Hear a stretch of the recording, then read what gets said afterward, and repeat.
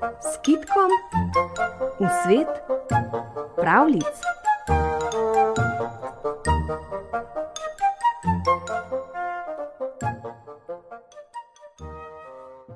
Lonček, balonček.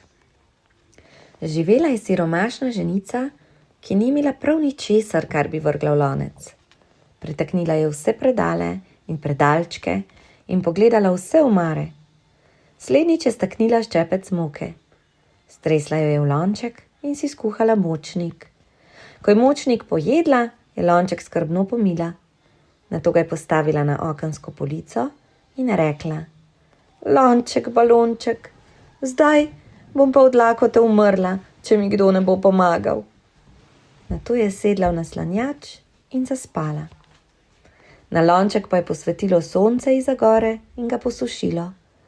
Tedaj je lonček dejal: Tinka tanka, zdajle bom pa odcepetal, tinka tanka. Kam boš odcepetal, lonček, balonček? Je vprašalo sonce.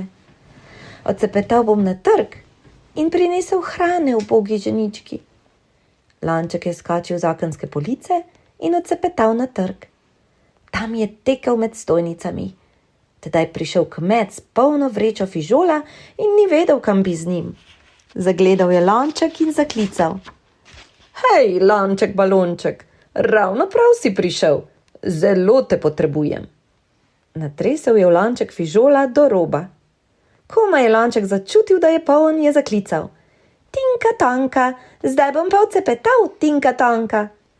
In lonček, balonček se je obrnil in tekel k revni ženici. Pobutal je na vrata in zaklical: Odpri, odpri, lonček je tu, do vrha napolnjen. Ženica se je zbudila, stekla k vratom in odprla. Kako se je razveselila, ko je zagledala v lončku lepe velike fižolčke.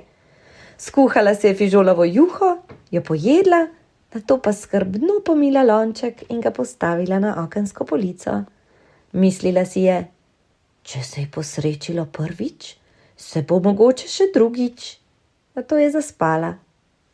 Spet je posijalo sonce na lonček in ga posušilo. Lonček pa spet. Zdajle bom odcepetal v mesto in prinesel hrane ubogi ženici. Lonček, balonček je skočil z okenske police in odcepetal v mesnico, kar na pult. Mesarica je stala ob njem in držala v roki zajemalko zvrhano goveje juhe. Ni vedela, kam bi z njo. Tedaj je zagledala okrogli lonček in zaklicala: Lonček, balonček, ravno prav si prišel.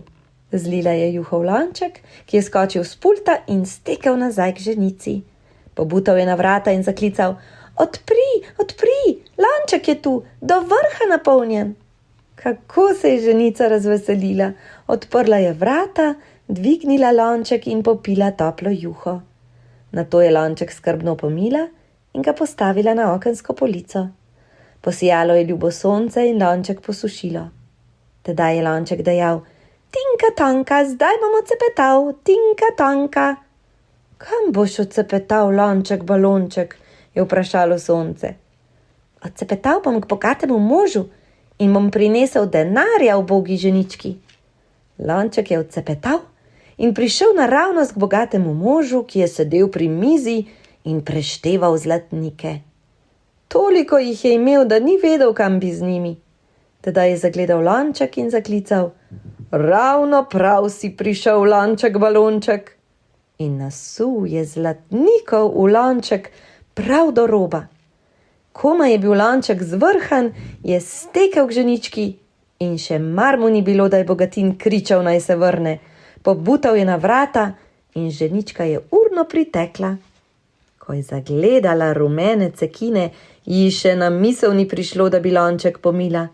Stresla je cekine v svoje krilo in zavpila: Le urno, lonček, balonček, teci k bogatinu in prinesi cekinov.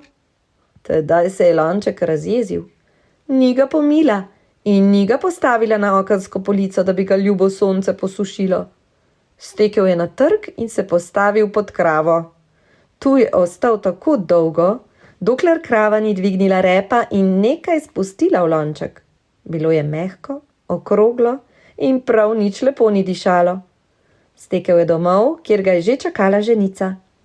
Ko je zagledala, kaj je v lončku, se je tako razjezila, da je vrgla lonček skozi okno. Lonček se je pobral in odcepetal v širni svet. Nikoli več se ni vrnil k revni ženici. Če bo kdaj lonček balonček potrkal pri tebi, mu odpri in ga skrbno pomij.